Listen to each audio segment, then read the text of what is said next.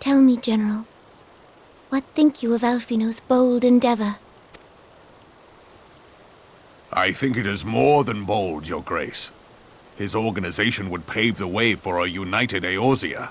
Well do I understand his impatience, since facing the common threat of the Ultima weapon, our nations have seemed farther apart, not closer together. Considering the many problems we face, should we not be glad that someone else is taking the initiative? We have all pledged our cooperation, yet the grumbling continues behind closed doors. Ul'dah is not alone in her duplicity. I myself have doubts as to the good this organization will achieve. With the inclusion of the finest soldiers of the 3 grand companies, it promises to be a fearsome military body. But whom will it serve? Even under the watchful gaze of the Scions, it is not unthinkable that such a force could perpetrate a great wrong. Does it not concern you that a significant proportion of its financial backing came from the coffers of the Syndicate? That those unprincipled worms might forge this extraordinary gathering of warriors into a private army? I have trust in the Scions, Your Grace. They have spared us no end of trouble at the hands of the Primals. If they seek reinforcements, I deem it unwise to deny them. As for their finances, full many gave generously. And though our nobles proffered a sizable sum, their coin did not spill from the pockets of Lolorito and his cronies. And what of the presence of our stalwart adventurer friend in this endeavor? I doubt the Warrior of Light would betray our cause. Yes, there is that, I suppose. Yet I have known people to change. Whether we will or no, the events of the age hurl us this way and that, like a dust devil skipping across the sands. Cannot be done about Telechi? I have explored all avenues available to us, Your Grace. But as Ul'Dan law now stands, we lack the evidence to convict him of any crime. To arrest him on spurious grounds would only play into his hands.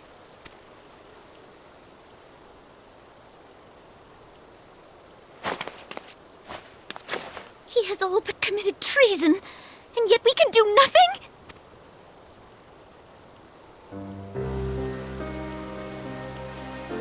Then what good our government? What worth the royal house? How deplorable this mockery of justice!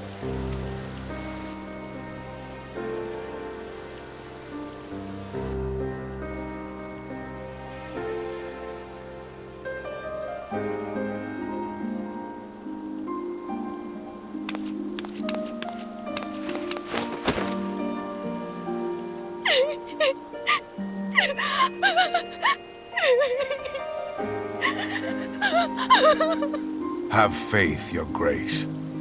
It is not over.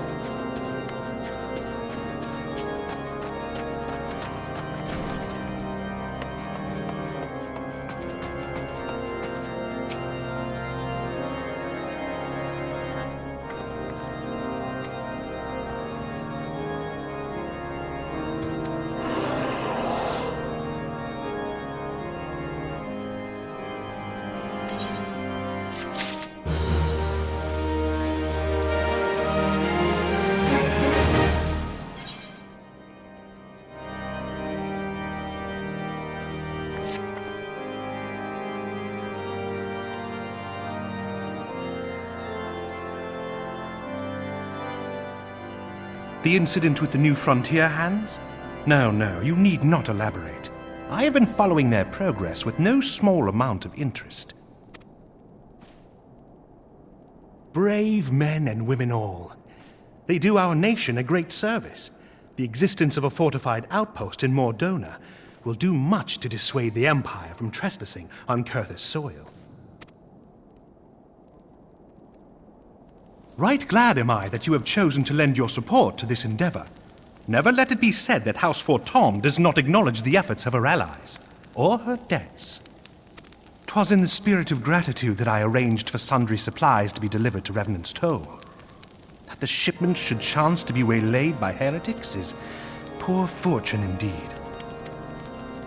Poor fortune, I say, yet not without precedent. If you would know the truth of it, these incorrigible villains grow more organized with each passing day. This new unity of purpose we attribute to their leader, the Lady Iceheart. But though I have devoted significant resources to the task of identifying this woman, we have yet to learn so much as her birth name. What we do know is that the heretics speak of Iceheart in reverent tones, and would gladly embrace death rather than betray her. Such loyalty is rare indeed, and I fear to imagine what so committed a collective might achieve. The brigands have not yet been so brazen as to risk direct confrontation here in Dragonhead. Some few of their number have, however, been sighted not far to the west of here, and with ever-increasing regularity. A visit to Whitebrim Front may bring you the answers you seek. Will you brave the snows, knowing what implacable foes may lie in wait? Halone's blessings be upon you! Though I take no pride in the admission, many of mine own countrymen are not so well suited as you adventurers to dealing with such foes. Were they dragons, it might be otherwise. But truly, I could not wish for a finer ally. You have done much for my house in the past, and I have no doubt but that I shall have cause to celebrate your deeds again ere long. Should you learn aught of value, pray return to me forthwith. A warm hearth and a warmer welcome shall be waiting for you.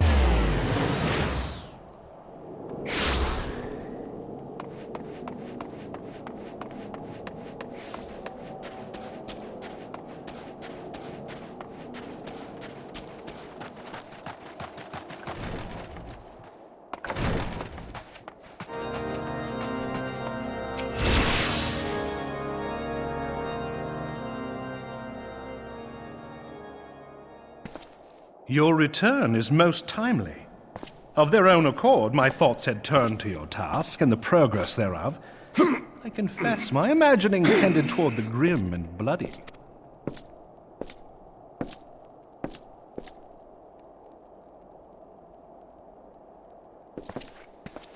But you are here now, and I suspect such frivolous wonderings do little justice to the reality of your travails. Tell me, what did you learn of Iceheart?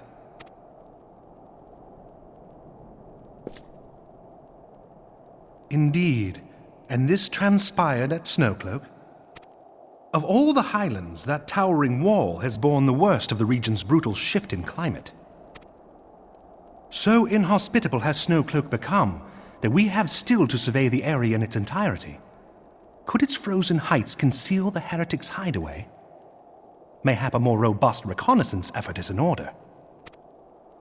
Putting such considerations aside for the moment, we still know far too little of this Iceheart. That she is capable of commanding such a band of fanatics bespeaks natural authority, and no small measure of charisma. As much as I would like to fathom this mystery with you, the situation has grown beyond my personal purview.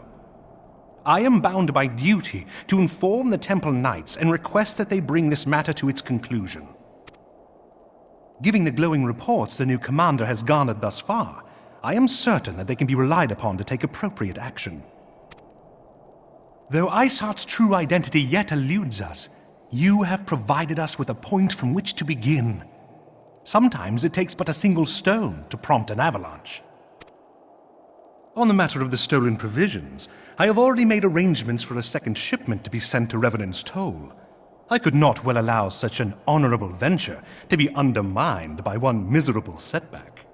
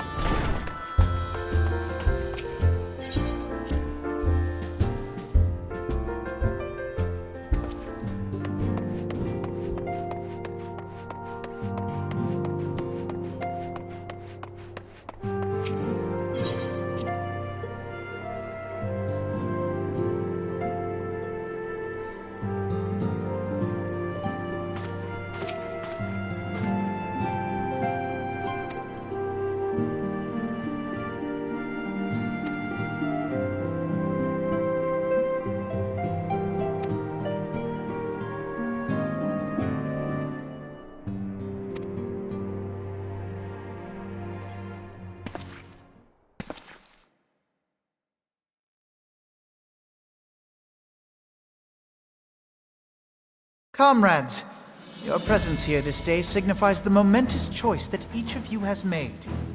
With your strength now pledged to the scions of the Seventh Dawn, you are beholden to no single nation. You stand as the vanguard for a united Eorzea.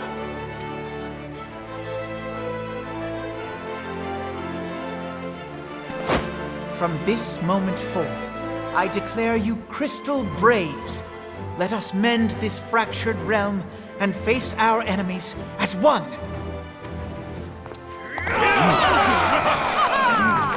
Whether it be the Beastmen and their primals, or the conflict in Carteneau, it is plain that the nations of Eorzea cannot solve the problems which plague the realm. Thus does it fall to some few heroic souls to succeed where they have failed. Come! Take your place at the Scion's side as guardians of Eorzea, and together we shall fight for the freedom of all! For the freedom of all!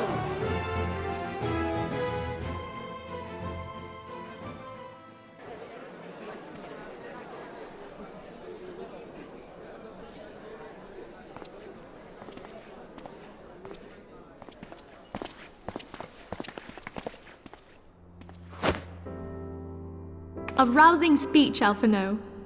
Or should I say, Crystal Brave Commander Leveilleur? Please, Antecedent. The title is honorary. I shall not be leading the troops into battle, as it were. We are of the same purpose. Let us join hands and do what must be done to save this land. The Scions stand ready.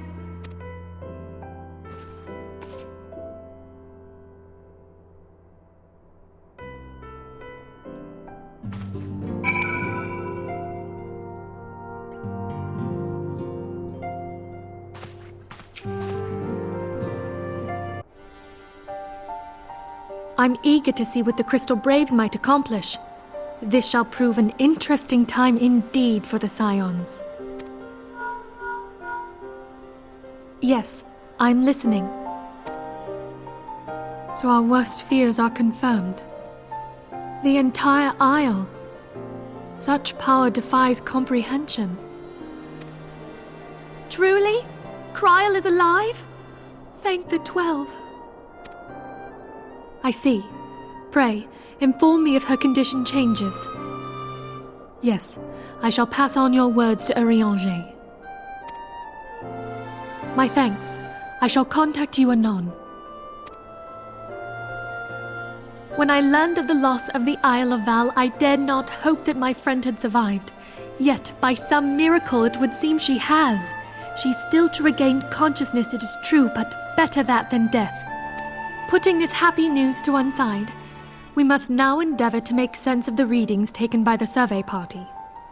It appears the etheric disturbance which accompanied the Isle's destruction is of a magnitude alarmingly close to that of Ultima. Could the Ascians be responsible for this devastation as well? I wonder, have you heard aught from the Mother Crystal since the battle with the Garleans?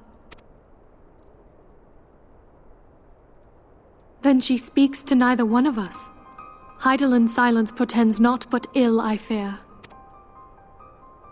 Louisoix, I pray you yet watch over us.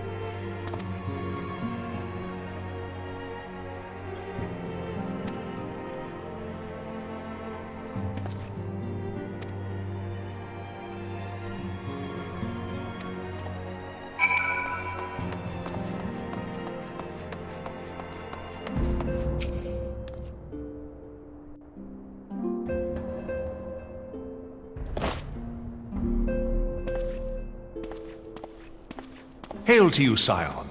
How might we serve you?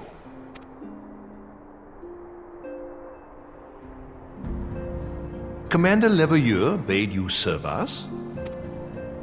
These are welcome tidings indeed. Given the sensitive nature of the task, I could not rely on one of my own.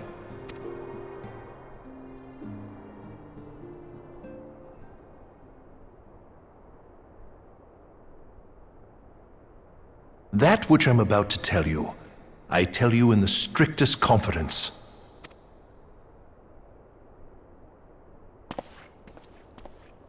Some days ago, we received certain documents from an anonymous source. They notified us of the presence of a Garlean agent within the ranks of one of the Grand Companies. Following some discreet inquiries, we identified a suspect among the Immortal Flames, whom we detained for questioning. Alas, the man was not our agent. He was but one of many men in the agent's employ.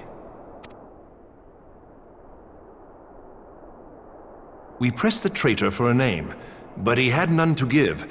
He claims never to have met his master, whom he knows only as the Ivy.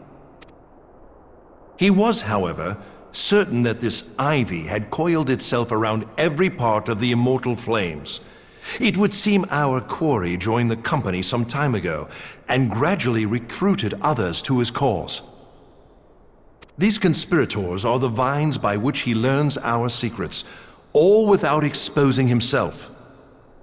It won't be easy to identify the Ivy amidst this tangled mass of subterfuge, but we have a tendril in our hands, and we shall follow it all the way to the gnarled root.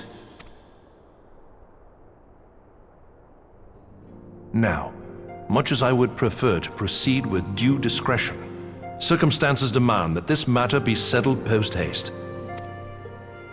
Garlemald's War of Succession nears its end, and it is feared that the Empire will soon resume its march on Eorzea. When it does, we can ill afford to have traitors in our midst. The Ivy must be rooted out now. We must begin by apprising General Roban of our findings. I would ask that you accompany me to the Hall of Flames and remain on hand to see that things go smoothly. Assuming the Ivy's tendrils are as widespread as we believe, he will be aware that an investigation is underway, and if that is the case, he may well move against us. We must be prepared for anything, while taking care not to betray our purpose by seeming prepared. A simple enough task for a one-man army like you.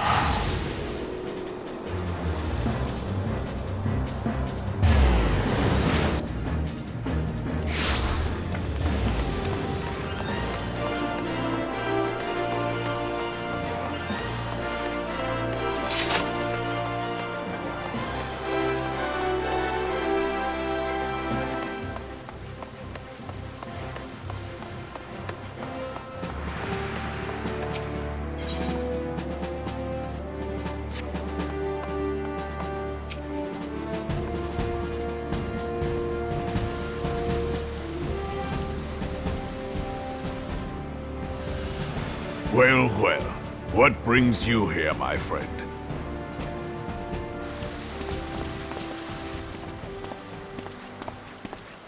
He is here at my behest. Greetings, Roban. It has been a while. Hilbert, you old scoundrel. When they told me you'd be visiting, I scarce believed my ears.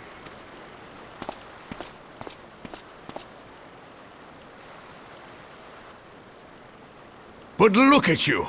The honored captain of the Crystal Bloody Braves. Who'd have imagined, eh? Not many, but fewer still would have imagined your destiny lay in politics, old friend. Aye. We've both come far, have we not?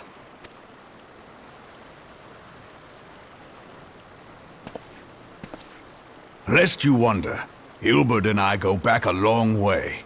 We've been friends and rivals since we were lads. The last time we saw each other, Alamigo had just fallen, so you can guess how many summers it's been. And in all that time, not a word from the fool. Ah, well, my dealings tended toward the modest and mundane, unlike some I could mention. As I hear it, no sooner did you reach Thanalan than the brass blades clapped you in irons and dragged you off to die on the blood sands. Being a stubborn sort, you won 1,000 matches and earned yourself a place in the people's hearts while you were about it. Then, with your mountain of prize money, you bought the Colosseum and secured a seat on the Syndicate. Those balls, brother! Rags to riches does not do it justice. You're a hero to the common man. Bah, spare me. I am no hero. If anyone is worthy of that title, it's our friend here. Next to him, I'm little more than a glorified butcher. But you, Hilbert, you sell yourself short. By all accounts, you are an adventurer of some standing. I like to think that I did my part for the greater good. But if you're no hero, then I'm no adventurer, not in this company. Anyway.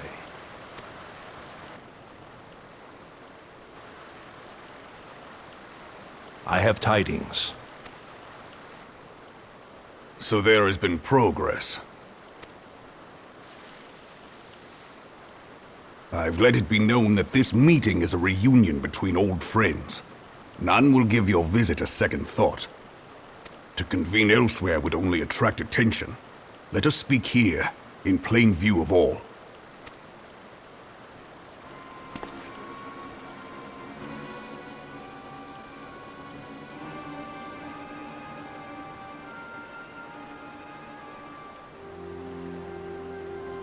So it is we who have been compromised.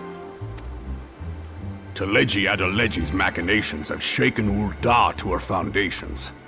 In such uncertain times, a man's loyalty may be bought for a fistful of gil.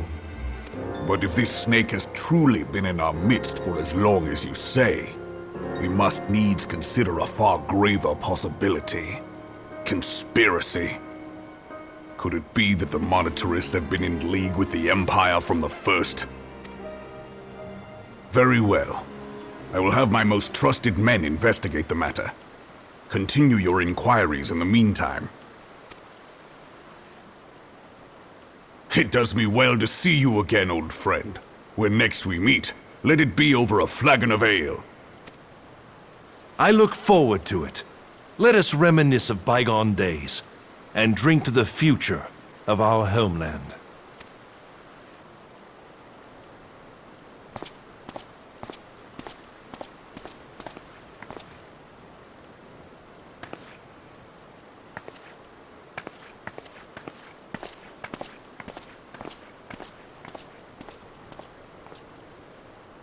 Flame General. You wear the mantle well, old friend. I must work hard if I'm to keep up. Well, it would seem your services were not required after all. I dare say we have Roban's prudence to thank for that. Still, I was glad of your presence. My thanks, Scion.